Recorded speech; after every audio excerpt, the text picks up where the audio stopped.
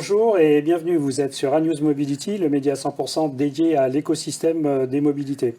Aujourd'hui, nous inaugurons une toute nouvelle émission, les rendez-vous de Séverine, et vous l'aurez deviné, Séverine, ce n'est pas moi, elle est à ma gauche. Séverine, est-ce que tu peux te présenter en quelques mots, s'il te plaît ? Alors bonjour à toutes et à tous, Séverine Desbouis, chef d'entreprise, investisseur et surtout spécialiste des mobilités avec un petit coin avec le monde du vélo, championne cycliste pendant de nombreuses années. Alors, le principe de ce rendez-vous, c'est de recevoir une personnalité, un ou une sportive, un ou une politique, le président d'une collectivité, d'une métropole, un dirigeant d'entreprise. Et en l'occurrence, aujourd'hui, nous recevons une dirigeante d'entreprise, Clotilde Imbert, que Séverine va nous présenter puisqu'elle la connaît très bien. Ouais. Alors bonjour Clotilde, merci d'avoir répondu présente à notre invitation. Est-ce que tu peux te présenter en quelques mots et en suivant nous présenter aussi ta société ? Bonjour à tous, bonjour Séverine, merci pour cette invitation. Donc Clotilde Imbert, je suis la directrice de la société Copenhagenize Design Company. C'est une société de conseil en urbanisme cyclable. Alors je vais revenir plus longuement sur la société, mais pour mon parcours, en fait, je suis urbaniste de formation, diplômée de Paris 4 Sorbonne. Pendant 4 ans, en début de carrière, j'étais maître d'ouvrage d'un gros projet urbain en Île-de-France. Je travaillais dans une société d'aménagement dans le Val-de-Marne. Et je sentais que malgré le fait que j'étais passionnée par mon métier et par la notion de projet urbain, de développer des nouveaux quartiers, qu'on pouvait faire la ville autrement, qu'on pouvait penser à habiter la ville autrement. Et ayant déjà fait un mémoire d'urbanisme à Stockholm sur un quartier durable, j'avais en tête que dans les pays scandinaves, il y avait une autre manière de concevoir la ville. Et j'ai eu l'opportunité d'aller habiter Copenhague pendant quelques années et j'ai trouvé là-bas effectivement des réponses à des choses que je cherchais en tant qu'urbaniste. Alors, est-ce qu'on peut aller un petit peu plus loin maintenant et regarder après la personne, son parcours ? C'est quoi le métier, c'est quoi l'entreprise, c'est quoi Copenhagenize ? Alors, Copenhagenize Design Company, donc comme je disais, c'est une société de conseil en urbanisme cyclable. Elle a forcément des racines danoises. C'est Copenhagenize, qu'est-ce que ça veut dire ? Ça veut dire transformer les villes en s'inspirant de la ville de Copenhague. Et on va voir pourquoi il est intéressant de s'inspirer de la ville de Copenhague. Donc, elle a été fondée à Copenhague, elle a des racines danoises, elle a aujourd'hui un siège à Paris. Et donc, je dirige aujourd'hui la totalité des activités de la société depuis Paris. Mais on a aussi un certain nombre de collaborateurs dans le sud de la France et à Montréal. On a la particularité de s'intéresser qu'au vélo, au vélo en tant que mode de déplacement du quotidien. Mais par contre, on est multidisciplinaire. C'est-à-dire qu'on s'intéresse au vélo à la fois dans son aspect stratégie de mobilité, on fait des plans vélo. On s'intéresse au vélo dans sa partie infrastructure, on conçoit des aménagements cyclables, mais on a aussi des compétences variées qui nous permettent de faire de la campagne de communication sur le vélo, de la signalétique pour les réseaux cyclables, et on fait énormément de ce qu'on appelle de l'éducation. On a un pan entier de notre société qui est dédié à l'éducation, c'est-à-dire que le savoir qu'on a, on a envie de le partager. Aujourd'hui, il y a urgence à former un tas d'acteurs de la mobilité et de la ville sur ces questions de mobilité cyclable. Et donc, on a tout un volet éducation sur la formation, les voyages d'études, les tours à vélo, les conférences. Est-ce que tu peux nous citer quelques exemples de réalisations en France, en Europe, voire sur le plan mondial aussi ? Oui, alors on a effectivement beaucoup de références en France, mais pas que, puisqu'on a travaillé à l'étranger. On travaille encore à l'étranger actuellement. Ces derniers temps, on a livré le plan vélo de la région Grand Est, donc très intéressant puisque un plan très stratégique qui s'intéresse au vélo, mais dans toutes ses composantes, c'est-à-dire le vélo intégré à l'économie du développement économique d'une région. Le vélo, c'est aussi de la santé et les régions gèrent le volet santé. Les régions sont en charge des lycées, ça tombe bien, la mobilité des lycéens devrait être beaucoup plus que ce qu'elle est actuellement, la mobilité cyclable. Donc on a accompagné comme ça la région sur un tas de thématiques vraiment liées à ses compétences en y intégrant le vélo. On a aussi livré récemment pour le compte de l'ADEME la toute première étude sur la mobilité cyclable d'une cible très particulière de la population, les collégiens et les lycéens. Aujourd'hui, il y a un grand enjeu sociétal à ce que les lycéens et les collégiens aillent davantage à vélo. Et pour ça, il faut une politique publique qui les accompagne. C'est ce qu'on a montré dans ce rapport. On a aussi des projets où on accompagne des métropoles. On accompagne actuellement énormément la métropole de Montpellier qui a des très grandes ambitions de développement de la mobilité cyclable. Et puis on travaille à Bogota, on travaille à Lisbonne, on travaille en Tunisie actuellement. Toutes les villes qui ont envie d'intégrer le vélo comme mode de déplacement du quotidien, on est là pour eux et pour les accompagner. Alors avant de parler un peu plus du marché, moi j'ai une question, c'est sur le vélo à Montréal. On fait du vélo à Montréal vraiment ? Alors on fait du vélo à Montréal et en plus on en fait de plus en plus l'hiver. Effectivement, pendant longtemps le vélo à Montréal était essentiellement une mobilité d'été, mais il y a ce qu'on appelle le réseau 4 saisons, c'est-à-dire le réseau qui est déneigé en hiver. Et c'est impressionnant parce qu'il y a de la neige des deux côtés des pistes.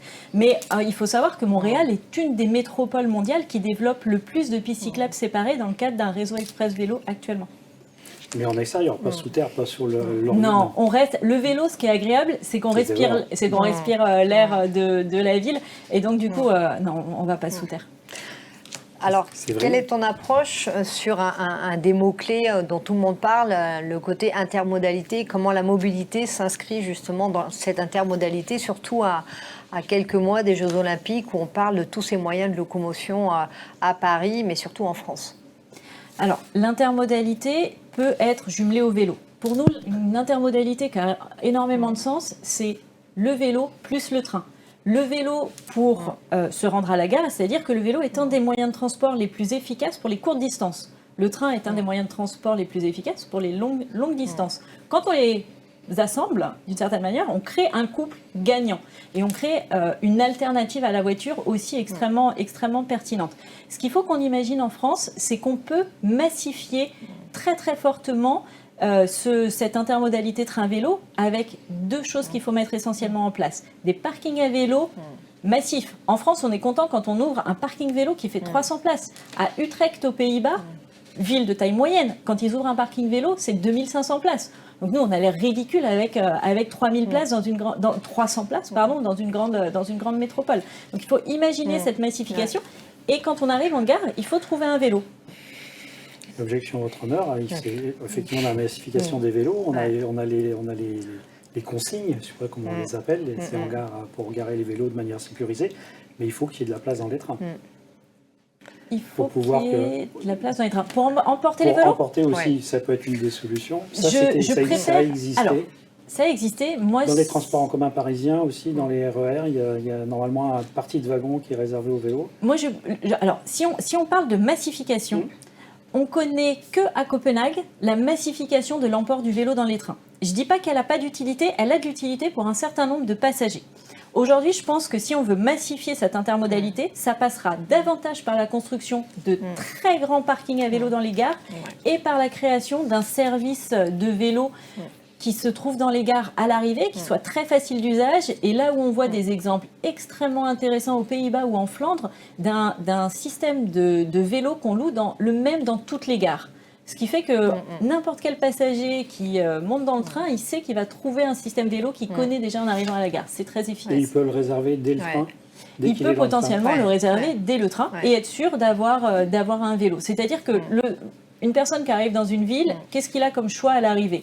Il a le choix de prendre un bus, de prendre un transport en commun, c'est très bien, mais parfois il ne connaît pas forcément le système. Il a le choix de prendre un taxi, de marcher. S'il prend un vélo et qu'il est le même dans toutes les villes, il sait tout de suite où ça se trouve, comment on le prend, et il le réserve à la France, effectivement. Alors, Copenhagen Eyes, c'est la société donc, qui construit, qui installe et qui intègre dans les plans de mobilité ces fameuses consignes, ou je ne sais pas comment on doit dire, consignes garage à vélo, et c'est pas très beau. Non, alors Copenhagen Eyes, c'est une société de conseil en urbanisme cyclable. Donc nous, on est auprès des collectivités territoriales, des collectivités locales, parfois des promoteurs immobiliers, pour véritablement faire du conseil, pour les amener à prendre des bonnes décisions. Vous n'installez pas, vous ne construisez pas. On n'installe pas, on ne construit pas. Et ta vision aussi sur la mobilité, alors on parle beaucoup sur le plan national, mais on parle très peu de l'approche dans le monde rural. Aujourd'hui, on voit énormément d'accidents au niveau du monde rural. Et c'est vrai qu'on ne va pas forcément mettre des pistes cyclables dans les villes rurales, mais justement, c'est quoi ta vision par rapport à ça ? Parce qu'il n'y a pas que les grandes villes, il y a aussi toutes ces petites villes. Oui, tout à fait. Le vélo, ces dernières années, il s'est énormément développé dans les cœurs de ville, voilà, monde urbain, dense, petite distance, ok. L'enjeu aujourd'hui, il se trouve dans le périurbain et dans le rural. Pour moi, il y a 3 solutions auxquelles il faut réfléchir pour réussir à développer le vélo. Le premier, on l'a évoqué ensemble, c'est l'intermodalité. Avec un train, même dans une petite gare, ou alors avec un car, avec un bus. L'intermodalité, vélo, transport en commun, et pourquoi pas intermodalité, vélo, covoiturage, voiture partagée. Dans tous les cas, c'est la notion de coupler des modes de déplacement. La deuxième solution, c'est les réseaux express vélo. À l'échelle métropolitaine notamment, c'est de dire on va relier les villes périphériques entre elles, les villes périphériques à la centralité, via des réseaux qui sont extrêmement bien conçus, directs, très fiables, où tous les matins, quelqu'un qui avait l'habitude de faire du vélo sur des courtes distances, là va se dire, mais j'ai 5 km, j'ai potentiellement 10 km, il y a des personnes qui sont capables de le faire si on leur donne les conditions pour le faire. Et la troisième moyen sur lequel il faut qu'on arrive à s'appuyer, c'est qu'aujourd'hui en France, il existe un certain nombre d'itinéraires cyclables touristiques. Et dans la tête des gens, c'est fait pour le week-end, c'est fait pour les touristes qui viennent en vacances. Les fameuses coulées vertes. Les coulées vertes et ce genre de choses. Ou le long des canaux. Exactement. Mais ils sont là. Ils sont là et souvent ils sont très sécurisés. La seule chose, c'est que parfois ils ne sont pas du tout connectés aux destinations du quotidien. Donc à un moment ou à un autre, il faut déjà d'une part dans la mentalité des gens se dire mais ce n'est pas que pour les touristes, j'ai le droit d'y aller en semaine, c'est pas fermé aux personnes qui travaillent. Mais par contre, il faut aussi que quand on est sur un trajet domicile-travail, on est sur de l'efficacité. Donc il faut réussir à ce que on se connecte correctement de la destination du quotidien à ce itinéraire cyclotouristique. Alors pour arriver à tout ça, il faut, si vous aviez, parce que ça risque de prendre quand même un certain temps, comment on change les mentalités? C'est quoi, si vous aviez une baguette magique, qu'est-ce que vous feriez, vous taperiez où pour changer les choses tout de suite?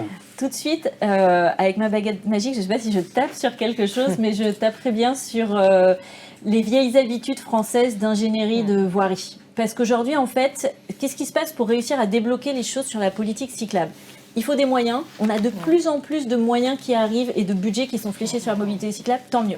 Il faut de la volonté politique. Les dernières élections locales ont montré que beaucoup de maires ont eu envie d'investir dans la politique cyclable. Par contre, derrière, il faut que des techniciens, des ingénieurs de voirie, certains sont très demandeurs d'informations sur la mobilité cyclable, mais certains ont 50 ans d'habitude de voirie sans ça. Et il faut qu'ils arrivent à aussi accompagner les politiques à prendre les bonnes décisions et à créer les bonnes infrastructures cyclables. En ce moment, en France, il y a des bonnes choses qui sont faites, puis il y a encore des mauvaises décisions qui sont faites sur certaines infrastructures qui sont mal conçues, qui ne sont pas assez larges, qui sont encore trop dangereuses. Et on sait que la sécurité pour développer la mobilité cyclable, c'est un frein à lever absolument. Alors est-ce que c'est parce qu'on a confié la responsabilité de ça à des gens qui ne sont pas suffisamment compétents ou de connaissances Il y a une montée en compétences en ce moment en France et nous-mêmes, à travers les formations, on l'accompagne.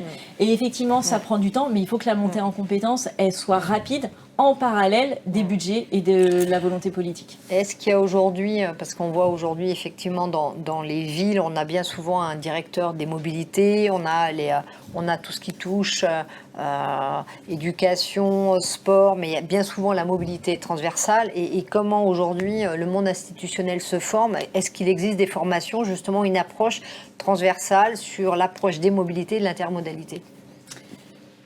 Il n'existe pas assez, à mon avis, de formation et ce sujet de la transversalité, elle manque encore. En France, on fonctionne trop en silo et cette transversalité, d'une certaine manière, pourrait être portée par le directeur des mobilités, justement à la stratégie, mais il faut qu'il arrive à embarquer tous ses collègues. Et donc, il faut qu'il arrive à avoir tous les arguments. À Copenhagenize, on a développé tout un service de formation pour les collectivités locales. Ça s'appelle la Masterclass de Copenhagenize. Et ça incite justement à avoir un discours très transversal, puisque notre formation ne touche pas que sur l'infrastructure, mais nous, on fait non pas de la mobilité cyclable, c'est, comme je le disais, Copenhagenize, c'est du conseil en urbanisme cyclable. Aujourd'hui, pour nous, le vélo, c'est un outil au service de la transformation des villes. Mais quand on transforme les villes, on s'intéresse à tout, à la voirie, à l'environnement, à l'économie, au bien-être, à comment on vit en ville. Alors en fait, ce qui se passe, et on le voit au niveau du média aussi, comme vous le disiez, ça fonctionne beaucoup en silo. On manque de vision systémique des mobilités. On réfléchit par petits bouts. Personne ne prend suffisamment de recul pour regarder les masses, les volumes, ce que ça représente, etc., pour trouver des solutions globales. Et après, aller dans le détail. Mais est-ce qu'au niveau de la formation, est-ce que les masterclass que tu évoques sont aussi accessibles à d'autres populations? Je ne sais pas, des étudiants, des entreprises demain, au moment où on parle des flottes de vélos et de la mobilité en entreprise, est-ce que c'est une population qui a accès demain à ta formation? C'est exactement. Nos formations sont ouvertes absolument à tout le monde qui a un intérêt à vouloir développer quelque chose dans le vélo. Alors forcément, notre population, c'est souvent des collectivités et des architectes, mais on aimerait avoir de plus en plus une population diversifiée. On a des hommes politiques, on a des journalistes de temps en temps qui viennent se former, et on aimerait avoir un peu plus de personnes du monde de l'entreprise, effectivement. Oui, des DRH, des directeurs RSE, développement durable, etc. Des promoteurs immobiliers, des bailleurs sociaux, parce que je pense qu'aujourd'hui, ça fait partie des choses où, si on veut avoir et que la mobilité telle que le vélo se mette en place, c'est l'ensemble de ces acteurs à 360 degrés qui vont des régions, départements, bailleurs sociaux. Je pense que c'est ce qui sera clé, en fait, c'est de mettre tout le monde d'accord sur ces sujets, n'est-ce pas? On est entièrement d'accord. Ce qu'on a l'habitude de dire, c'est dans le développement de la mobilité cyclable en France, tout le monde doit faire sa part.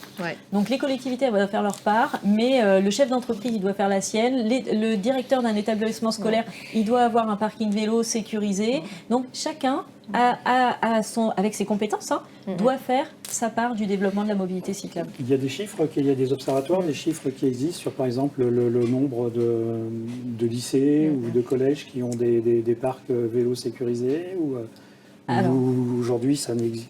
Moi j'étais pion donc je me rappelle, je savais à peu près comment ça se passait, mais il y a quand même quelques années, il y avait effectivement un parc à l'intérieur du collège ou du lycée. Et aujourd'hui ça se passe comment en fait? Alors aujourd'hui, on a fait justement cette étude pour le compte de l'ADEME. On a envoyé un questionnaire à 10 000 collèges et lycées. On a eu un peu plus de 1000 réponses, ce qui est intéressant. Et on leur demandait la part modale, c'est quoi? Il n'y a personne qui a été capable de répondre. On a un nombre très très faible qui n'a pas été suffisant pour pouvoir sortir un grand chiffre français. Donc on n'a toujours pas ce grand chiffre du nombre de collégiens ou lycéens qui vient à vélo. On l'a localement. Et en fait, ce qui est assez intéressant, c'est qu'il y a quelques lycées et quelques collèges en France qui ont des parts modales à 50%. Donc on sait que dans certains contextes, c'est possible d'avoir la moitié des élèves qui viennent à vélo.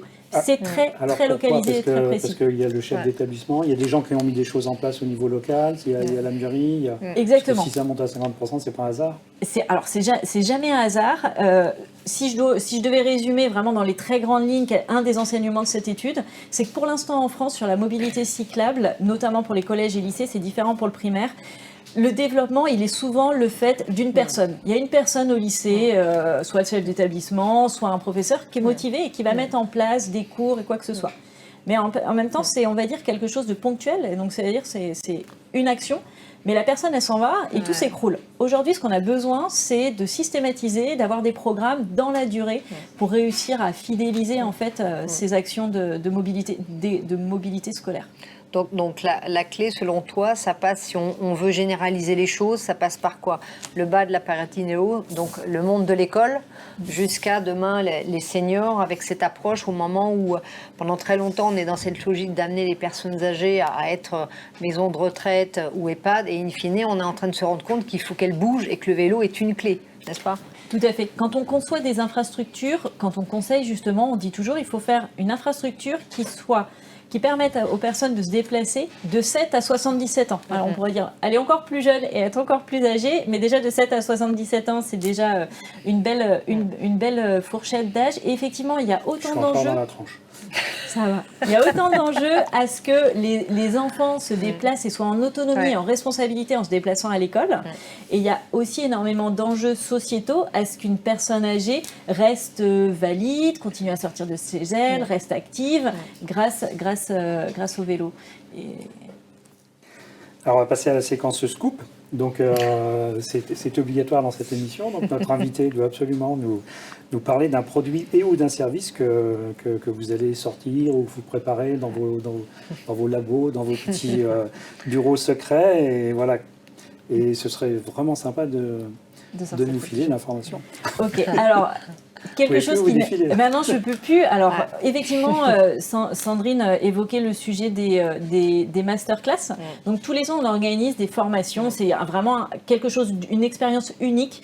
Ça fait maintenant plusieurs années qu'on les réalise. C'est 3 jours très intenses où toute l'équipe de Copenhagen Ice partage tout ce qu'on sait sur la mobilité. Il y a une formation qui a lieu à Copenhague, donc en plus on parcourt toute la ville à vélo, il y a une expérience de la ville qui est exceptionnelle, et on a aussi une édition qui se déroule tous les ans à Paris. Et donc du coup, je vous invite forcément à vous y inscrire, mais si vous voulez un scoop, qui n'est pas encore sur les réseaux sociaux, qui va être annoncé dans les semaines qui viennent, mais au moins du coup, vous le saurez déjà, c'est que cette année, on va rajouter 2 éditions spéciales de la Masterclass de Copenhagen Ice, une édition spéciale qui aura lieu à Marseille, et une autre qui aura lieu en Suisse. On est en train de valider la ville actuellement. Vous nous donnerez les dates. Ça va. Tout à fait. Et en Suisse, c'est à... On valide la ville, on hésite Voilà. encore entre J'ai 2 essayé, villes. hein. Ah ouais. Non, on hésite entre 2 villes, on n'a pas la réponse nous-mêmes, donc on vous la donnera dès que ce sera fait. Alors, on va arriver à la séquence perso. Donc, Séverine va vous interroger pour savoir comment vous déplacez, vous. Ouais, c'est Dans la tous question, les- parce que Ouais. moi, on me pose beaucoup la question, comment je me déplace en tant qu'ancienne cycliste professionnelle et maman. Donc, je suis Alors, en mode comment- intermodal. Je te pose la Ben question voilà, que tu comment je me poseras déplace. Alors, je pense que à Clotilde. Clotilde doit être pareil, mais on a la chance d'avoir des apps qui permettent de cliquer, de mettre son trajet et de s'adapter. Des fois, on transgresse ces règles-là, mais voilà, quelle est ton approche quand tu te déplaces? Elle Est-ce n'a pas que répondu. mais si, j'ai répondu. À pied, à vélo, en D'accord. train, en métro. Ok. Je suis multimodalité. Voilà, je me déplace pieds, chaussures, la glisse, tout, la totalité. Donc Clotilde, de ton côté, voilà. Mon approche, ce serait de dire ça dépend des villes. Si je suis à Copenhague, je pense que je fais 99,9% de mes déplacements à vélo. Quand j'ai longtemps travaillé à Strasbourg, quand j'y arrivais là-bas, je descendais du train. Il y avait les vélos. Les vélos, une ville cyclable, on descend du train, on le sait puisqu'il y a des vélos partout. J'arrivais à Strasbourg, je prenais le vélo. À Paris, maintenant que je réside à Paris, je suis multimodale. C'est-à-dire que j'utilise beaucoup mon vélo, mais j'utilise aussi énormément la marche à pied. J'aime beaucoup me promener à Paris et ça a beaucoup de sens dans cette ville-là. J'utilise de temps en temps les transports en commun, que ce soit le bus, que ce soit le métro. J'utilise beaucoup le Vélib également. Et en tant que maman, je souhaiterais à Paris avoir un vélo cargo que j'ai la chance de pouvoir utiliser sur mon lieu de vacances, mais il me manque Le du parking. stationnement sécurisé. Et même quand on est très motivé, s'il n'y a pas de stationnement, il n'y a pas de vélo.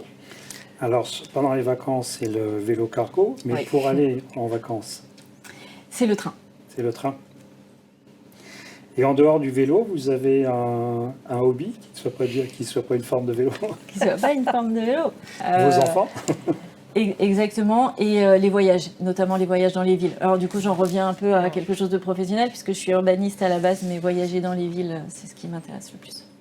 D'accord.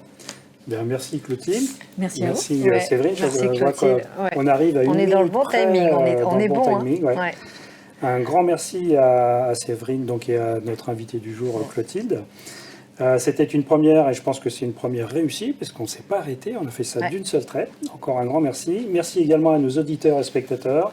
Merci de nous suivre sur ANews Mobility et pour vous tenir informés des actualités du secteur des mobilités, n'hésitez pas à vous inscrire à notre newsletter dont l'adresse s'inscrit en dessous, là en bandeau. À très vite pour un nouveau rendez-vous de Séverine. À très bientôt. Merci à tous. Au revoir.